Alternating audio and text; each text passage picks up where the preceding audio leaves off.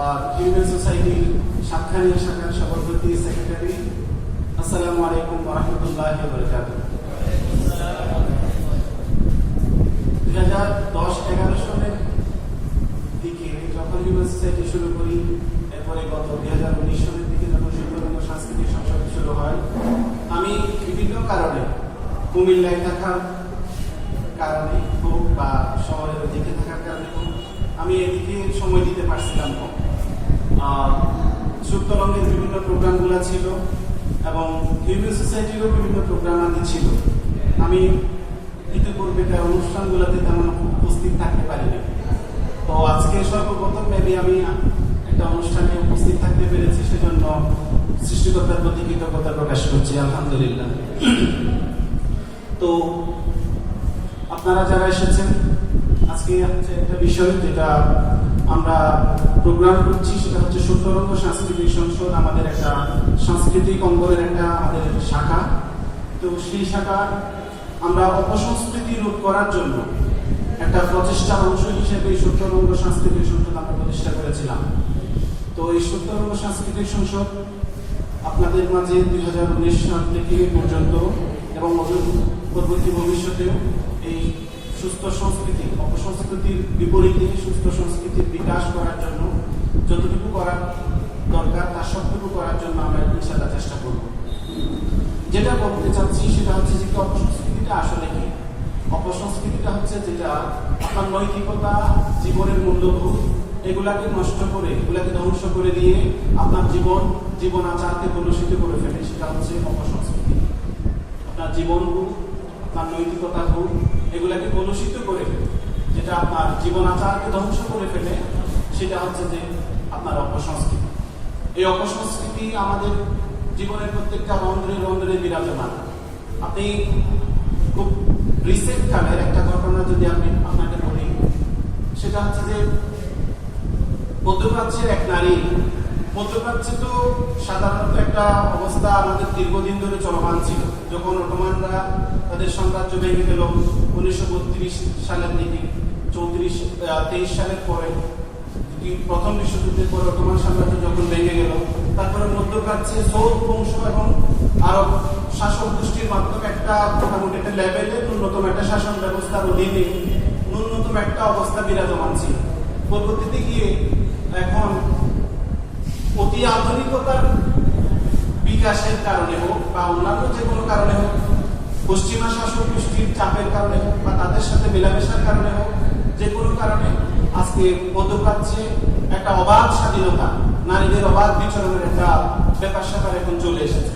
তারা বিচরণ করছে মধ্যপ্রাচ্যে। যে আমাদের যে ইসলামী সংস্কৃতির যে বিষয়গুলো ছিল, আমরা কেউ অপরাধ করলে, চুরি করলে হাত কেটে দিব, আরো বড় জোর হেতাল হত্যা টাইপের অপরাধ করলে আমরা গলা কেটে দিব, এই ধরনের আমাদের যে ইসলামী সংস্কৃতিগুলো ছিল, ইসলামী যে আইনগুলো ছিল বা আমাদের সাংস্কৃতিক অন্যান্য চর্চাগুলো যে এই ধরনের একটা ইসলাম কেন্দ্রিক ছিল, সেটা এখন পশ্চিমা কেন্দ্রিক যখন হচ্ছে, তখন ওদের একটা প্রচার প্রসার বেশি পাচ্ছে। তারা যখন একটু আমরা পাঞ্জাবি ছেড়ে দিব, জুব্বা ছেড়ে দিব, ইসলামিক লেবাস গুলো ছেড়ে দিব, সংস্কৃতি তো শুধু আপনি গান করবেন, নৃত্য, নাটক, অভিনয়, ভাষা চর্চা করবেন, সেটা শুধু সংস্কৃতি না। আপনার কৃষ্টি কালচার, যে কাপড় পরার যে অভ্যাসটা, এটাও সংস্কৃতি। আপনি যে খাবার খাবেন, খাদ্যাভ্যাসটা, এটাও সংস্কৃতি।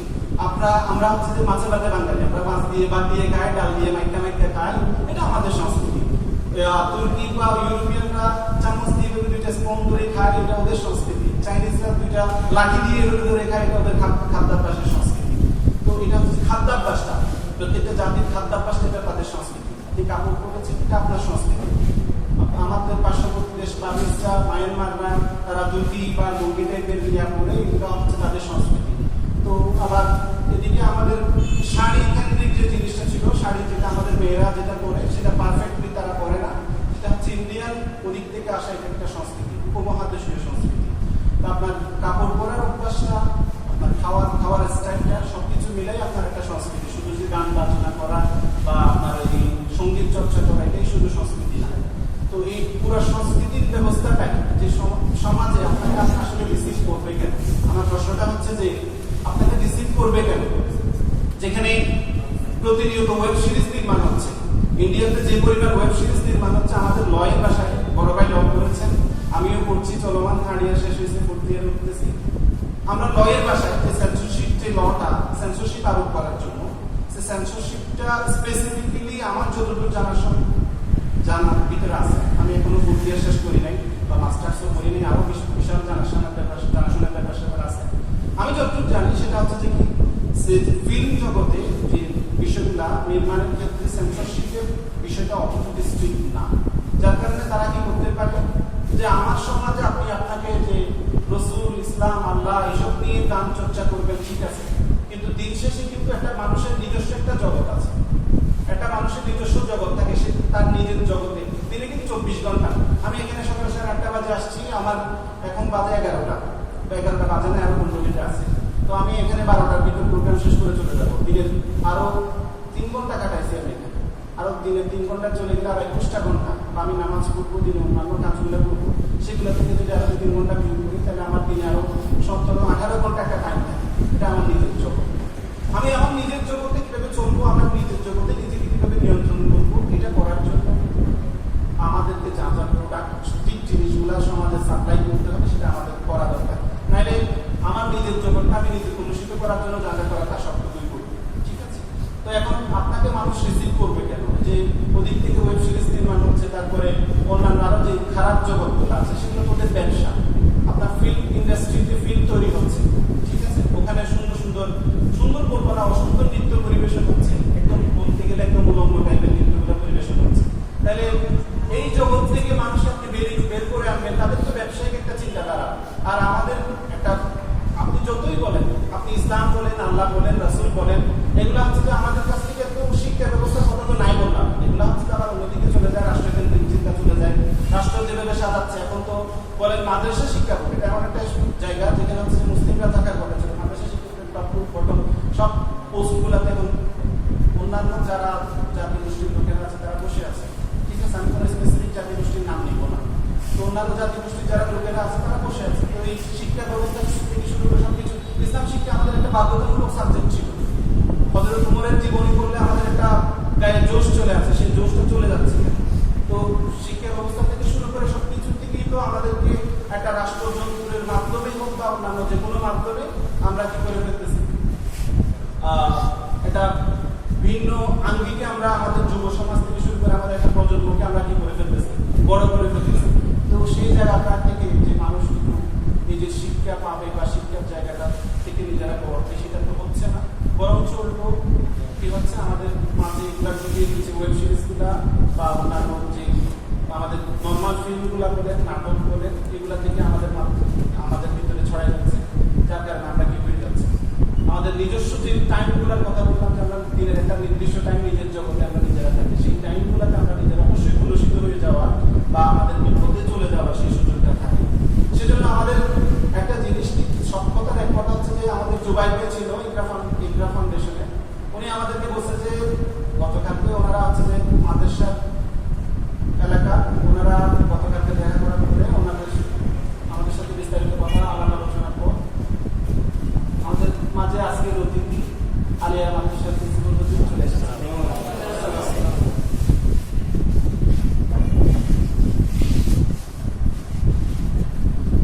তো এই ধরনের অপসংস্কৃতি যেগুলো বললাম, যে ফিল্ম জগৎ বলে সবকিছু থেকে এগুলা যে চলমান, ওরা যথেষ্ট পরিমাণ ওরা টাকা কালেকশন করে, ইউরোপি বলে বা অন্যান্য জাতি গোষ্ঠীগুলো যথেষ্ট পরিমাণ টাকা পয়সা ইনভেস্টমেন্ট করে তারা সেই জগৎটাকে, তাদের জগৎটাকে আপডেট করতেছে। সেই জায়গাটায় আপনাকে যখন রিসিভ করবে, আপনি যদি জনগণকে অনেক তার চেয়েও ভালো পরিমাণ কিছু দিতে না পারেন, নর্মাল গুলো দিতেই থাকেন বা তার জগতে একটা ভালো পরিমাণ প্রভাব বিস্তার করতে না পারেন, তাহলে আপনাকে আপনার জনগণ রিসিভ করবে না। আপনি এমনি বলতে পারবেন আমরা করতেছি, এটা যথাযথ হবে না, আপনি আপনার 4 ঘন্টাকে কন্ট্রোল করতে পারবেন। আমি একদম স্পেসিফিক্যালি বলে দিলাম, আপনি আপনার এখানে চলমান বা তার চেয়ে বেশি, তার যে একটা র্যাশ থাকে না, আমি গরু গুস্ত খাই না, গরু গুস্ত খাওয়ার পরে 2 ঘন্টার যে ডেকোর আসে, এই র্যাশটাকে কন্ট্রোল করতে পারবেন আপনি। তারপরে আরো 2 ঘন্টা, 6 ঘন্টা 7 ঘন্টা 8 ঘন্টাকে আপনি কন্ট্রোল করতে পারবেন। দিনের 7-8 ঘন্টা বা 10 ঘন্টা চলে গেলে আরো 14 ঘন্টা থেকে আপনার নিজের জগৎ, আপনার নিজের জগৎকে কিভাবে কন্ট্রোল করবেন, সেটাকে কিভাবে প্রভাবিত করবেন, এই চিন্তাধারা সবকিছু যদি আমরা করতে না পারি, এই চিন্তা সবগুলোকে সমন্বয় করে যদি আমরা এগোতে না পারি, তাহলে আমাদের মানে যেই কাম্য যে সফলতাটা আমরা কামনা করি সেটা আমাদের কখনোই আসে ইকরা ফাউন্ডেশন যে আমাদের সাথে এখন সংযুক্ত হচ্ছে, আমরা অবশ্যই মহান রবের দরবারে কৃতজ্ঞতা পোষণ করছি। সেটা বিষয়টা হচ্ছে যে আপনারা লাইব্রেরি কেন্দ্রিক জুবাইর ভাই বলছেন যে আমি আপনাদের প্রতি ইয়া জানাচ্ছি, শুভকামনা জানাচ্ছি যাতে আপনারা ভবিষ্যতে এগোতে পারেন। বিষয়টা এমন না। আমি সবসময় একটা কথা বলি যে আমরা সাতকানিয়া কিন্তু দেশের ভিতরে নাম করা একটা উপজেলা। আমি আপনার প্রতি শুভকামনা জানাবো, আপনি মানে উঠে যান এই ধরনের না। জিনিসটা আমার, সংগঠনটা আমার। ইকরা ফাউন্ডেশন কাজ করতে আপনার লাইব্রেরি কেন্দ্রিক চিন্তাধারা নেই। লাইব্রেরি কেন্দ্রিক চিন্তাধারা আমাদেরও করা উচিত। আমাদের সবসময় জানা উচিত প্রথম মুসলিম কবি শাহ মোহাম্মদ সগীর এলাকা ছিল আমার নামে, আমিও সগীর, উনিও শাহ মোহাম্মদ সগীর ছিল। উনি আমাদের চট্টগ্রাম অঞ্চলের এই অঞ্চলে, চট্টগ্রাম শুধু না এই অঞ্চলে। তারপরে আমাদের আবুল ফজল ছিল, আবুল ফজল ছিল। তারপরে আমাদের গাবি বৃত্তান্তের লেখক আহমদ চাপা, বিখ্যাত লেখক, চন্দনাইশ এলাকার লোক, আমাদের এদিকে লিখক। সবকিছুকে নিয়ে আমাদের যে একটা বইয়ের বিশাল একটা জগৎ, মানুষকে বেশি বেশি বই পড়ানোর প্রতি অভ্যাস করতে হবে। মানুষ যত বেশি বই পড়বে, যত বেশি শিখবে, পড়তে পারবে, তার জ্ঞানের জগৎ তত বেশি বিশাল হবে। তো এই জিনিসটা হওয়া দরকার। জিনিসটা আমার, আপনি যেটা বলছেন সেই কথার রেশ ধরে বললাম, জিনিসটা আমার না। আপনার ইকরা ফাউন্ডেশনের কাজটা আমার। আপনি বই পড়াবেন জনগণকে, সেটা আমিও করবো, আমিও বই ডোনেশন করবো, আমিও আমার কিছু জায়গায় আমার যতটুকু করার দরকার, জিনিসগুলো সবগুলো আমাদের। আমার চিন্তাধারা হচ্ছে এটা, আপনার সাথে মানে আপনি উঠেন, আমি আপনার সাথে আছি এমন না, আমি আমার সাথে আছি, কাজটা আমারই। আমার মনে করে আমাদের সবাইকে এক হওয়ার যে যতটুকু করার জন্য আমরা সবটুকু করবো ইনশাআল্লাহ।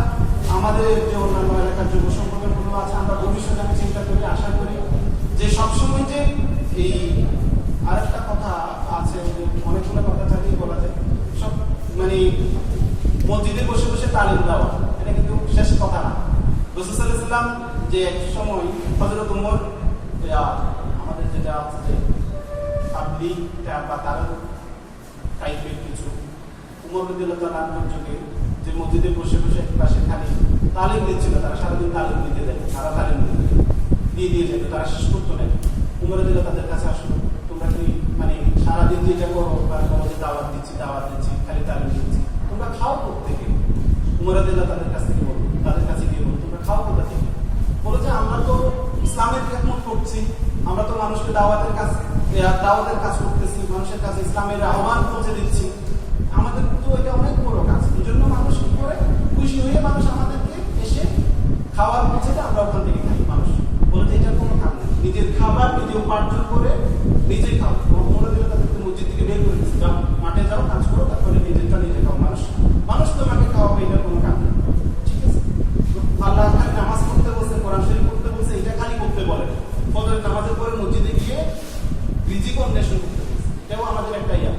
খালি মসজিদে বসে বসে তালিম দেওয়া, এটা আমাদের একদম যথাযথ বা শেষ কাজ না। এটাই আমাদের সর্বোত্তম কাজ, নিজের রিজিক অন্বেষণ করা, এটাই সর্বোত্তম কাজ। তো সবকিছু মিলিয়ে আমাদেরকে একটা যথাযথ সমাজ ব্যবস্থা কিভাবে গড়ে তুলতে পারা যায়, সেজন্য আমাদেরকে অগ্রগতি করতে হবে। আমি সবসময় কথাটা বলি, জিনিসটা আপনার বা আমার একটা, আমরা সবাই সমন্বিতভাবে যদি কাজ করতে পারি ইনশাআল্লাহ। আমি আজকে একটা ঘোষণা করতে দিতে পারি যে আমাদের হিন্দু সোসাইটি বা সত্যরঙ্গ দুইটারই সমন্বিত, বা আমাদের যারা আমাদের সাথে থাকবে ওদের ভবিষ্যতে আমাদের একটা সমন্বিত অফিস ছিল। অফিসটা পরবর্তীতে আমরা ছেড়ে দিয়েছিলাম করোনা কারণে, বিভিন্ন সংকটের কারণে অফিসটা আমাদের যথাযথ হচ্ছিল না। আল্লাহর রহমতে আমরা আগামী 1-2 দিনের ভিতরে আমরা নতুন অফিস ইনশাআল্লাহ পারে নিব ইনশাআল্লাহ। আমরা আশা করি সমন্বিতভাবে একটা কাজ করতে পারি। তো সে আহ্বান সবার প্রতি থাকবে যে আমরা একসাথে কাজ করবো, একসাথে এই এলাকা এবং নিজের এলাকা, নিজের এস্টাবলিশমেন্টের পর নিজেরা কাজ করার পরে ওদের ভবিষ্যতে পুরো বাংলাদেশে ধাপে ধাপে ছড়াই যাবে। দুম করে কিছু হবে না, যে আমাদের একদম তাড়াহুড়ার ভিতরে কোনো সফলতা নেই। স্টাডি উইথ দ্য রেস একটা কথা আছে না, ধীর গতিতে সফলতা আসবে ইনশাআল্লাহ। এটা আমাদেরকে পরস্পর একসাথে করে, হাত 10টা একসাথে মিলিয়ে করে আমরা কাজগুলো করতে পারি। একক হাতে কোনো কাজ আসবে না, আমরা 10টা হাত একসাথে মিলাবো ইনশাআল্লাহ। ভবিষ্যতে এই আমাদের এই যে নাম করার তো উপজেলা সাতকানিয়ার যদি আমি বলি, সাতকানিয়া নাম হওয়ার কারণ, নামকরণের কারণ যদি আমি বলি, এটা কেউ জানবে না, আমি মনে করি অনেকেই জানে না। সাতকানিয়া নামকরণ হওয়ার কারণ এটা আমাদের আইনের সাথে একটা রিলেটেড একটা ম্যাটার ছিল। আইনের সাথে একটা রিলেটেড ম্যাটার ছিল যে কি ব্রিটিশ আমলে এখানে সাতকানিয়া কিন্তু তখন থেকে এটা নাম করার উপজেলা বা এখানে একটা এটা কি বলে পৌর এলাকা বা সামথিং একটা মৌজা টাইপের একটা জিনিস ছিল, যে ব্রিটিশ আমলে একটা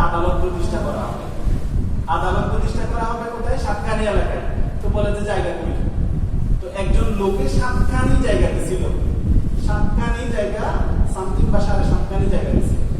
ওখান থেকে ব্রিটিশ আমলে বা 1700 সাল, তার ওই 1700 শতাব্দী ওই সময়টাতে 7.5খানি জায়গা দেওয়ার কারণে এটার নাম 7খানি বা 7খানিয়া হয়ে গেছে।